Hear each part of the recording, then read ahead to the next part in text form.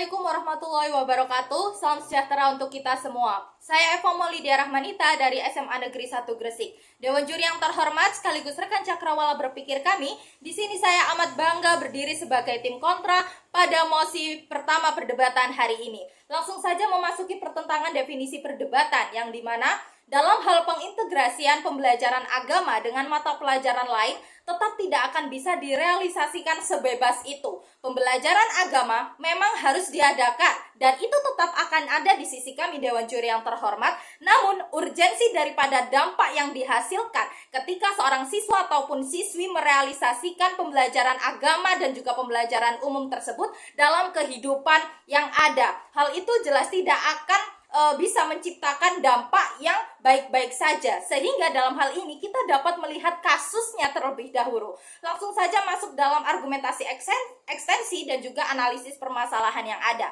Dilansir dari detik.com, dalam bidang teknologi yang dimana pada saat ini memang merupakan zaman globalisasi, zaman dengan teknologi canggih. Dalam agama Islam sendiri contohnya, telah ada dan membenarkan akan hal ini adanya zaman globalisasi, berkehidupan yang lebih berkelanjutan dan juga teknologi yang canggih.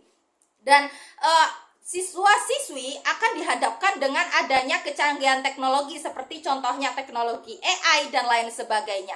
Namun dalam hal ini tidak sedikit kasus penipuan, cyberbullying ataupun hackers yang diperoleh dari adanya perkembangan teknologi ini. Lalu juga dilansir dari kompas.com yang memang masih maraknya kasus kekerasan dan juga bullying dalam dunia pendidikan. Yang dimana hal ini sekalipun ketika sudah diintegrasikan tidak akan menjamin kekerasan akan berkurang. Karena apa? Memang pembekalan pada ajaran agama yang kurang maksimal dan ini memang harus kita maksimalkan Dewan Juri yang terhormat. Lalu kasus yang ketiga dalam bidang sosial budaya yang memang diiringi dengan adanya perkembangan zaman. Dilansir dari indonews.com, maraknya kasus LGBT yang dimana memang benar dalam pembelajaran agama kita disuruh untuk saling menyayangi, saling menghormati dan juga menghargai kepada seluruh umat manusia. Dan itu pun dalam sistem berdemokrasi juga sangat dianjurkan.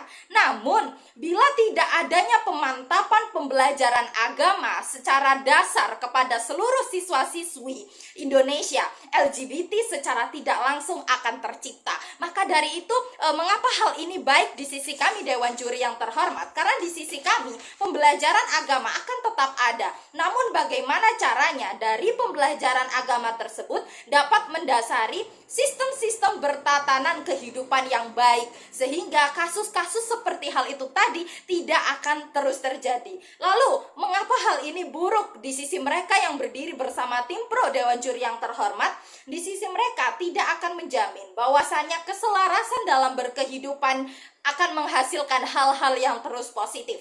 Karena tidak semua hak yang ada pada kasus dalam masing-masing pembelajaran dapat searah dengan aturan dasar agama, seperti kasus LGBT yang telah saya sebutkan tadi sebelumnya. Sehingga solusi yang jelas saya berikan di sini adalah pemantapan secara maksimal yang diperoleh dari pembelajaran agama, seperti contohnya penambahan jam khusus mata pelajaran agama sendiri sesuai dengan mata pelajaran yang dianut oleh siswa-siswinya, karena ini merupakan hak kebebasan seluruh masyarakat Indonesia untuk memilih menganut agama apapun. Lalu kenapa hal ini dilaksanakan? Karena memang agar bagaimana caranya saat siswa-siswi mengaplikasikan pembelajaran umumnya dalam berkehidupan dengan menghasilkan dampak yang baik dan tidak meninggalkan kasus-kasus buruk seperti yang kasus-kasus telah saya bawa tadi. Sehingga integrasi tetap ada di sisi kami Dewan Juri yang terhormat, namun tidak akan sebebas tim pro yang menutup mata